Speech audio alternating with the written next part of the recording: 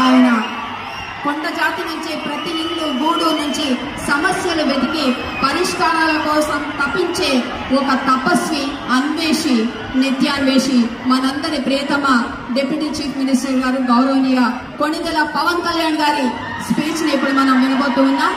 వారికి హృదయపూర్వక స్వాగతం తెలియజేస్తున్నాను. Welcome sir.